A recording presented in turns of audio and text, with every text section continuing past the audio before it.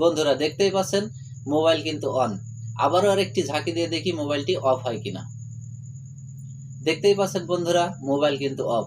আপনার ফোনে আপনি এই কাজটি কিভাবে করবেন তার আগে বলি, আর এই কাজটি যদি আপনি আপনার ফোনে করে রাখেন, আপনার মোবাইলের পাওয়ার বাটন কিন্তু আপনি দীর্ঘদিন চালাতে পারবেন।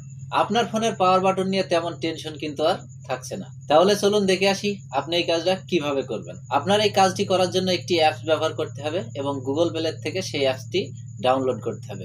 তো চলুন আমরা দেখে আসি সেই অ্যাপসটি কিভাবে ডাউনলোড করব। আপনি প্রথমত গুগল প্লে স্টোরে আসবেন।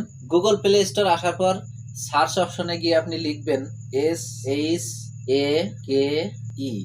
গুগল প্লে স্টোরে আসার পর আপনি এখানে টাইপ করবেন SHAKE।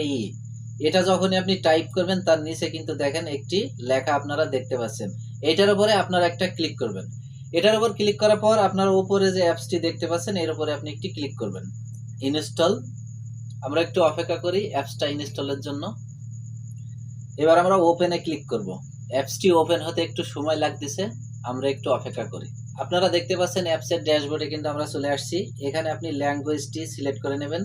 এখানে চাপ দিয়ে ল্যাঙ্গুয়েজ ইংলিশ এটা সিলেক্ট করাই আছে। আপনার যদি করা না থাকে তাহলে আপনি ল্যাঙ্গুয়েজটি সিলেক্ট করে নেবেন এবং ডান কর্নারে যে টিক চিহ্ন আছে এখানে আপনি একটি ক্লিক করবেন।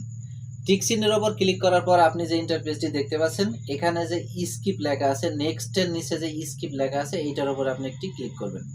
Terms and condition tick mark দেবেন এবং আপনি চাইলে পড়ে নিতে পারেন। তারপর অ্যাকসেপ্টে ক্লিক করবেন। একটু নিচের দিকে আসার পর আপনি এখানে দেখতে পাচ্ছেন উপরে যে পাওয়ার বাটন আছে এই পাওয়ার বাটনের উপর আপনি একটি ক্লিক করবেন। পাওয়ার বাটনে ক্লিক করার পর আপনার কাছে অ্যালাউ চাইবে, আপনি অ্যালাউ করে দেবেন। আবারও আপনি পাওয়ার বাটনে ক্লিক করবেন। আপনি যখনই পাওয়ার বাটনে ক্লিক করবেন তখন কিন্তু আপনি দেখতে পাচ্ছেন যে পাওয়ার বাটনটি লাল হয়ে গেছে। পাওয়ার বাটনটি যখনই লাল হয়ে যাবে তখনই কিন্তু আপনি বুঝে নেবেন যে আপনার কাজটি হয়ে গেছে। তাহলে আমরা এবার সরাসরি একটু দেখে আসি যে আমাদের কাজটি সঠিকভাবে হয়েছে কিনা। চলুন আমরা এখান থেকে ব্যাক করে বের হয়ে যাই। আমরা আমাদের মোবাইলটি অফ করে দিচ্ছি, দেখি আমাদের এটা ঝাঁকি দিলে আমাদের মোবাইলটি অন হয় কিনা। বন্ধুরা দেখতেই পাচ্ছেন মোবাইল কিন্তু অন। আবারও আরেকটি ঝাঁকি দিয়ে দেখি মোবাইলটি অফ হয় কিনা। দেখতেই পাচ্ছেন বন্ধুরা মোবাইল কিন্তু অফ। আশা করি বুঝতে পেরেছেন যে আপনি এই কাজটি কিভাবে করবেন।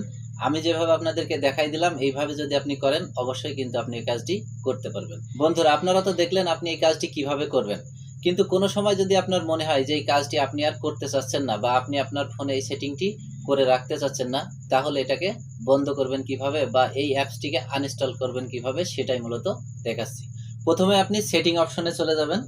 সেটিং অপশনে আসার পর একটু নিচের দিকে আসবেন। নিচের দিকে আসলে এখানে আপনি সিকিউরিটি নামের যে অপশনটি আছে এর উপর একটি ক্লিক করবেন। সিকিউরিটির উপর ক্লিক করার পর এখানে একটি অপশন দেখতে পাচ্ছেন ডিভাইস অ্যাডমিন অ্যাপস, এটার উপর আপনি একটি ক্লিক করবেন। আপনি এখানে দেখতে পাচ্ছেন আমরা যে অ্যাপসটি ডাউনলোড করছিলাম সেটা কিন্তু এখানে অ্যালাউ করা। আপনি এই অ্যালাউ যে বাটনটি আছে এই বাটনটি অফ করে দেবেন। এই সুইচটি অফ করে দেওয়ার পর আপনি আপনার অ্যাপস যেভাবে আনইনস্টল করেন ঠিক সেভাবে আপনি আপনার অ্যাপস আনইনস্টল করবেন, তাহলে কিন্তু আপনার অ্যাপসটি আনইনস্টল হয়ে যাবে। তো বন্ধুরা এই ধরনের ইনফরমেটিভ ভিডিও কিন্তু আমাদের পেজে সবসময় আমরা আপলোড করে থাকি। এতক্ষণ ভিডিওটি শেষ পর্যন্ত দেখার জন্য আপনাদেরকে অসংখ্য ধন্যবাদ। ভালো থাকবেন।